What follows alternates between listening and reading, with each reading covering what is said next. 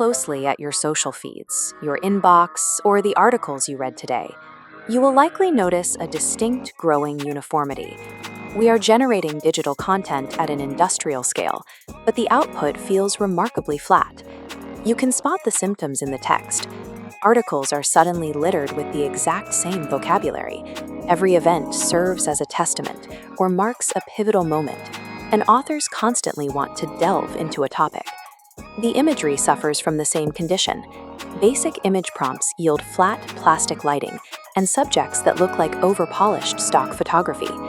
It is tempting to blame the algorithms for this lack of creativity, but the engine is rarely the problem. This generic aesthetic is a direct result of low-effort human prompting. When you type a vague request into an AI, you are not giving it the boundaries required to synthesize unique thought. You leave the system entirely vulnerable to producing digital noise that looks and sounds exactly like everyone else's. This chart illustrates the core mechanism of large language models. These engines are statistical algorithms trained on billions of data points. By design, they infer the most statistically likely next word. The math pulls every output toward the center, a concept known as regression to the mean. Because of this math, the algorithm smooths out rare, nuanced facts. It actively replaces the sharp edges of unique information with broad, agreeable language because it is statistically common. Ask an untrained model about the inventor of the first train coupling device, and it will omit the specific engineering hurdles to instead declare them a titan of industry. It deletes the specifics to satisfy probability. This statistical averaging is a severe operational liability. If you let the AI default to its baseline math, you sacrifice accuracy and distinctiveness. Inside advanced development labs, engineers do not let models run wild. They actively design strict constraints to combat that mathematical average. The foundational method for overriding the default algorithm relies on defining 4 specific variables.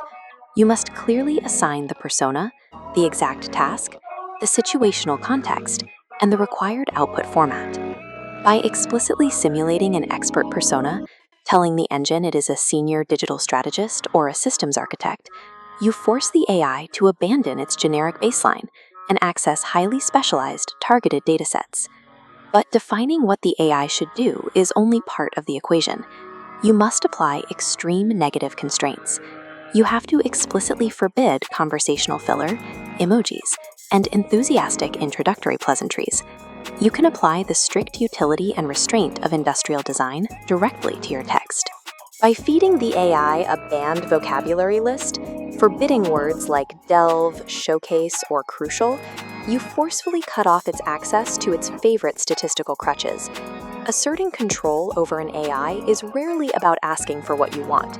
It is about aggressively defining exactly what the engine is not allowed to do.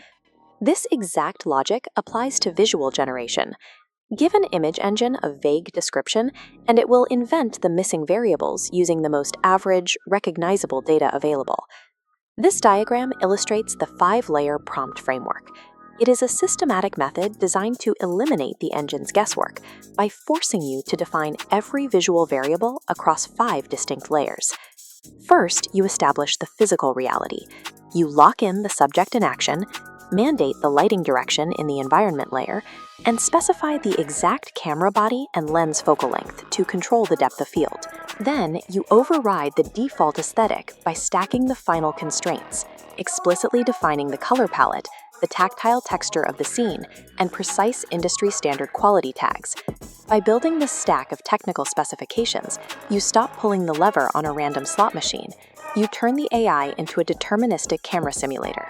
Let's test this framework on a complex scenario, analyzing the venture capital landscape for Indian startups, where funding has moved away from growth at all costs toward capital efficiency. When we instruct the AI with an expert persona and strict platform conditions, it produces a sharp, actionable checklist. It drops the overheated buzzwords and isolates deep tech priorities and regional shifts without adding a single line of generic fluff. We then apply a strict minimalistic constraint to the image prompt, demanding a monochrome base with one blue accent shot on a simulated 50mm lens. The resulting editorial thumbnail successfully rejects all visual clutter. The precision of these outputs is not an accident. High fidelity depends entirely on the structural rigor of your initial instructions. Remember, exact conditions will guarantee exact results. It is time to abandon the idea that artificial intelligence is an autonomous magic wand or a friendly, collaborative companion. These systems are raw, statistical tools. Left unguided, their math will relentlessly pull your work down to the absolute average. They require a demanding human operator. Stop asking the engine to simply do the work for you. Define your parameters, build rigorous prompt libraries, mandate strict negative constraints, and enforce your specific vision. The future of professional work does not belong to those who casually let the AI play. It belongs to those who take control and operate with the unyielding discipline of a director.